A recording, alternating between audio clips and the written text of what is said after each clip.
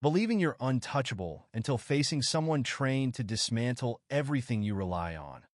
That's exactly what unfolded when Mia Carter decided to fight back on her own terms.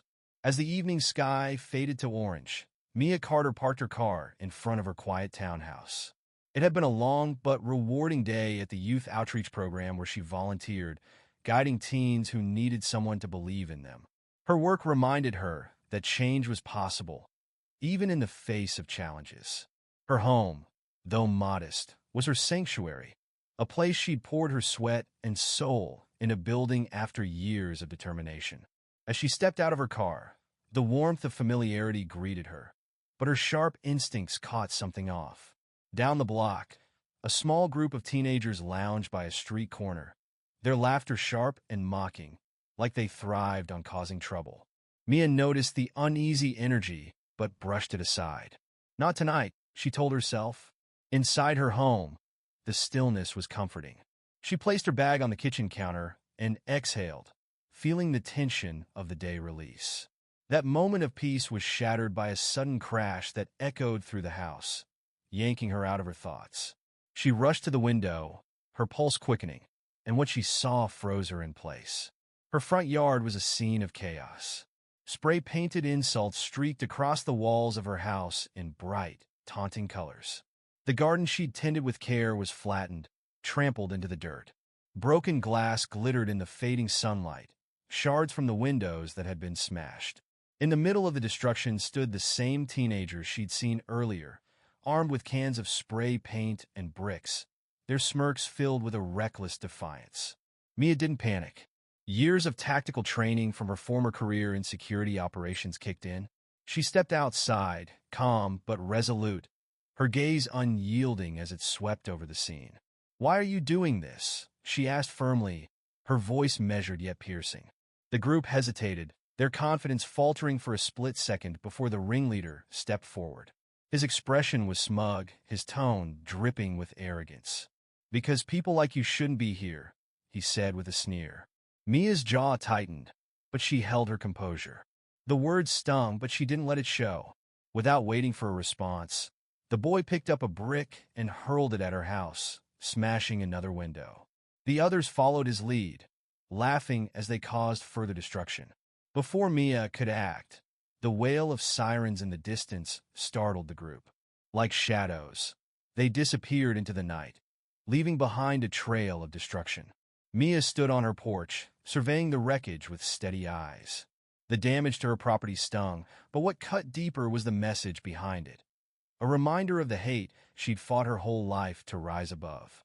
When the police arrived, Mia's hopes for justice crumbled quickly. The officer in charge barely glanced at the graffiti, his tone dismissive. "Just some kids being kids," he said, shrugging. "You might want to get some cameras installed." Mia's expression didn't falter, though the casual response made her blood boil. "This isn't a harmless prank," she said, her voice calm but steely. "They vandalized my home and threatened me." The officer sighed, scribbling lazily in his notepad. "Look, ma'am, what do you expect us to do?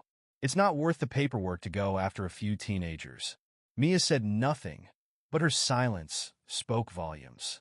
She knew this routine all too well, the indifference, the lack of accountability. As the patrol car drove off, leaving her standing amidst the wreckage, she took a deep breath. If the system wouldn't act, she would. By sunrise, Mia was already planning her response. She wasn't the type to rant or seek sympathy. Action was her language, and she spoke it fluently. She moved to her garage, where an unassuming panel in the wall concealed her carefully stored tools from a past life, a time when she specialized in strategies most people could only imagine. Tactical equipment, surveillance tools, and communication devices lay neatly organized, ready for use. This was her line in the sand. What started as a random act of cruelty had awakened a side of her that was never truly gone.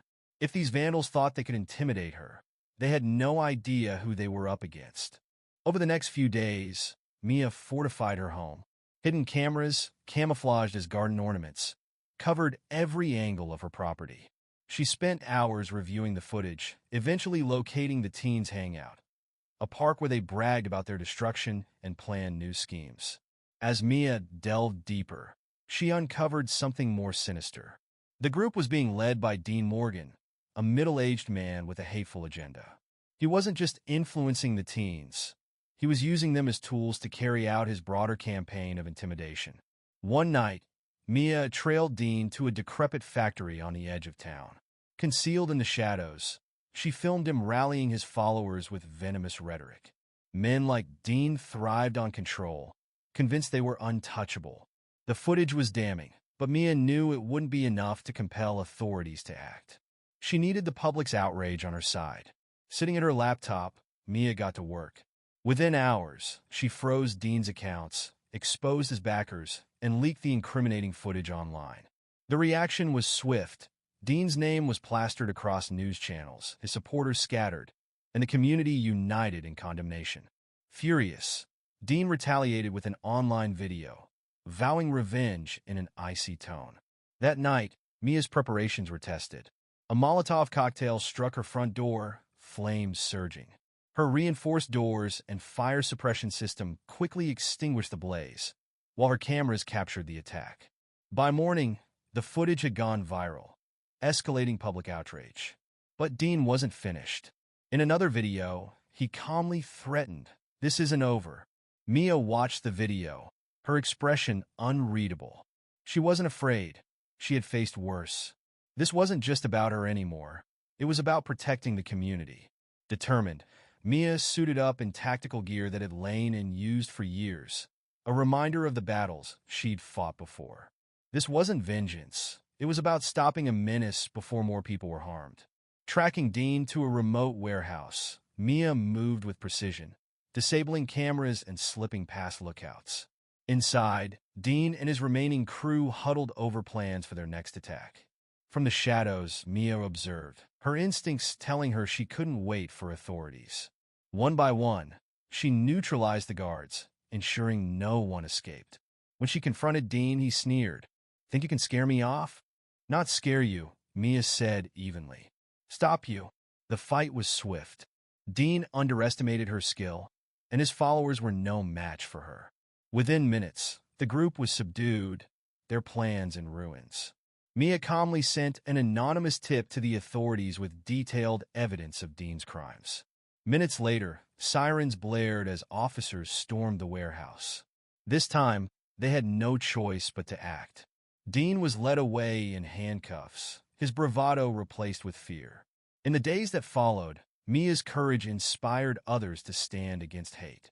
Her actions became a symbol of resilience, proof that even the strongest threats could be defeated with determination and courage. Mia didn't seek recognition. Her victory was in knowing she had protected her community and dismantled a system of fear. In the weeks that followed, the town began to heal. Mia's actions not only dismantled Dean's hateful network, but also sparked a wave of unity among her neighbors. People who had once stayed silent now spoke out, their voices joining in a shared determination to protect their community. The footage of her bravery circulated far beyond the town, inspiring conversations about courage, resilience, and standing against hate.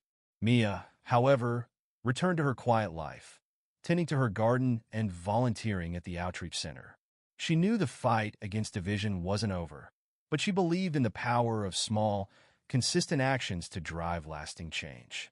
The teenagers who had followed Dean's lead began to reappear at the park, no longer under his influence, and Mia made a point to engage with them, offering guidance and understanding.